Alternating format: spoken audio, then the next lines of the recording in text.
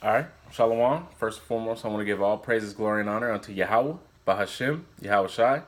Double honors unto the apostles and elders of Great Millstone who keep teaching us this truth, feeding the flock of Yahweh Shai, Yahweh Bahashem, Yahweh Shai, Rakah, Bahashem, Rakah Kwadash, and Shalom to the Akim out there pushing this truth throughout the four corners of the earth in sincerity. Yeah, Spirit jumped on me this week. Actually, it was last week, but I didn't get a chance to do this video. I found an article, some more information on the RFID microchip, which is the mark of the beast. So I'm going to jump right into the article, and then I will go ahead and jump into some scriptures to back it up. This is the dailymail.com. All right, and the question here, Salakia, all these damn pop-ups.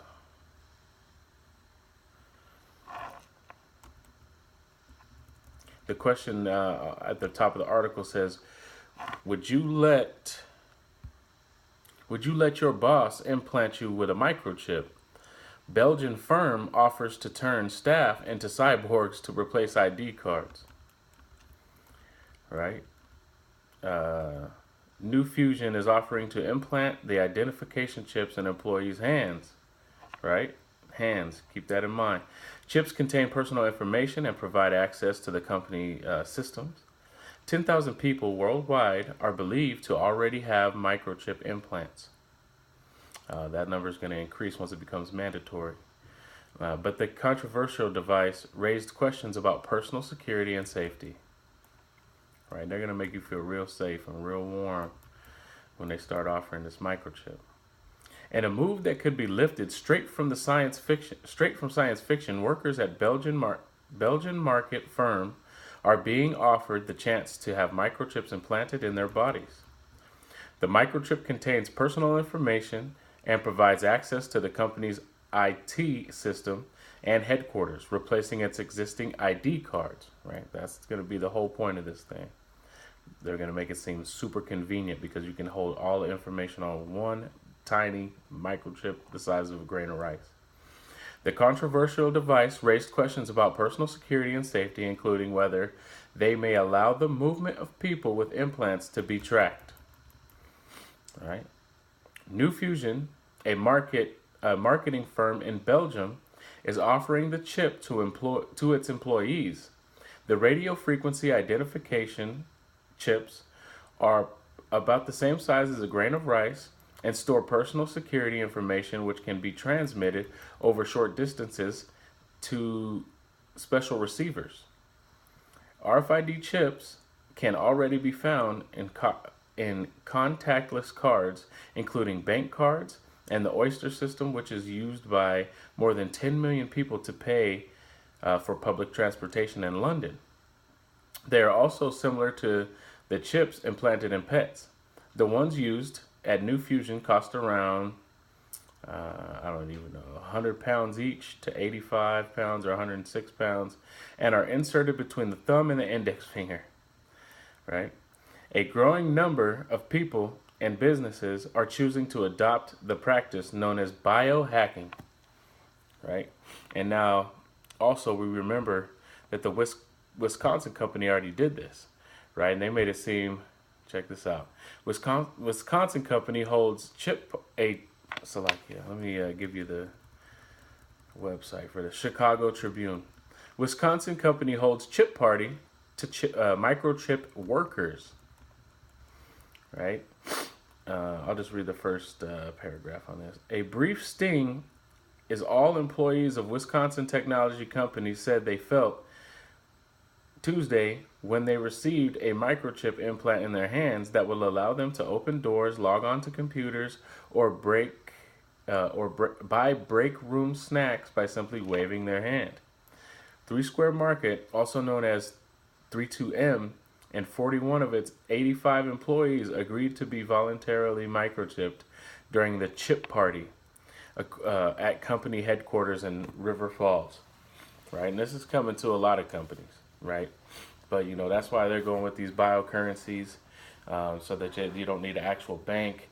All your information could be stored right there on that microchip. So we're going to jump into the scriptures and show you that this RFID microchip is actually the mark of the beast that Revelations, the 13th chapter, speaks of. Right? This is Revelations 13 and 15. And he had power to give life unto the image of the beast, that the image of the beast should both speak and cause that as many as would not worship the image of the beast should be killed. And that beast represents this system of things, right? And soon, if you don't take this chip and worship this beast, aka America, aka these elites and their power structure, you're gonna be killed, right? And Revelation 13 and 16. And he causeth all, both small and great, rich and poor, free and bond, to receive a mark in their right hand or in their foreheads, and that no man may buy or sell, save he had the mark, or the name of the beast, or the number of his name. Here is wisdom. Let him that hath understanding count the number of the beast, for it is the number of a man, and his number is 666. That's 666. So now when you look at a binary, let me see if I can find a skew or a UPC, right? So this first long line represents a 6 in a binary code. This last one represents a 6, and also this middle represents a 6, right? So now it says, let him that hath wisdom. That wisdom is understanding that that is exactly what those lines mean, right? Knowing that, you have people going into stores who already have the microchip who could just pay. As soon as they get to the store, they get their stuff, they walk through, they ain't got to swipe nothing. Beep, they just scan their hand over the thing and they gone, right? Let's see. Yeah, that was Revelation in 18, right? But, sudden death becometh upon you if you take this chip, right? Because you're pledging allegiance to the system, right? So let's check this out.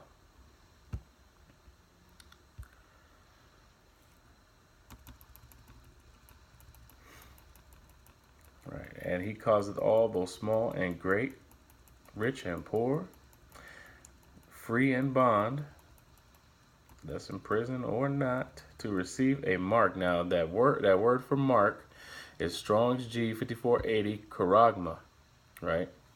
And we go over this constantly, but it's always edification to bring this out, right? Mark, graven, right? A stamp, an imprinted mark of the mark stamped on the foreheads of the right hands of the badge of the followers of the Antichrist. The mark branded upon a horse.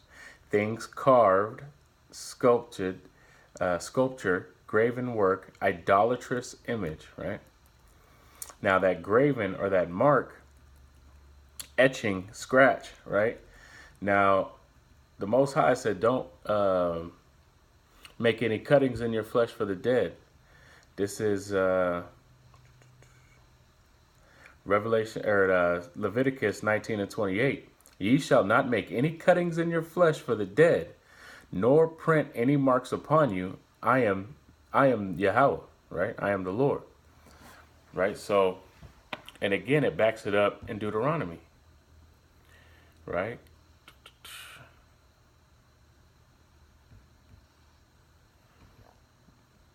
Ye are the children of Yahweh, your power. Ye shall not cut yourselves, nor make any baldness between your eyes for the dead, right? And when you go to this word, in the Hebrew is gadad, right? So let's look up this word.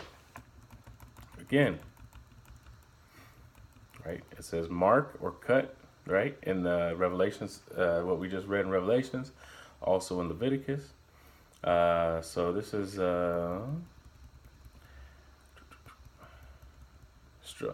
Strong's H 141 and 3, gadad, right? Cut, gather together, assembly, troop, gather, to penetrate, cut, right? Invade, to penetrate, cut into, to cut oneself, right? So It's telling you not to make any cutting in your flesh for the dead. So even if you take this mark because you don't believe that the RFID microchip is the mark of the beast, you still making a cutting in your flesh for the dead, right? And let's look what this other, it says in your right hand, and we know that that right hand is dextos, right? Which is to pledge allegiance, but I'm going to get it out of here in the Strongs, right? Right hand, dexios, right? I'm going to let this, right? Right hand, right side, the right hand, metaphorically, a place of honor or authority, right? Let's see if you keep going down.